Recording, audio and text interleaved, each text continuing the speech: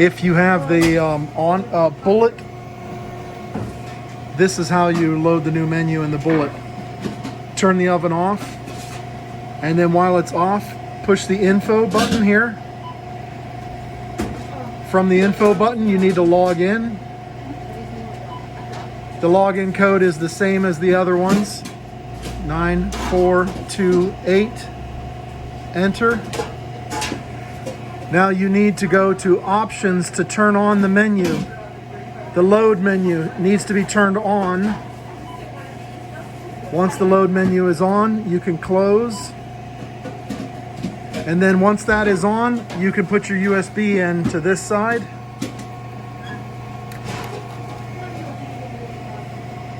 The USB menu will automatically open. Choose OK. Now, here's your load menu to oven. This will load it from the USB into the oven. And it says, do you want to install the menu? OK. Now it will load very quickly.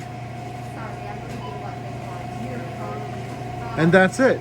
Now you close and turn the oven back on and remove your USB.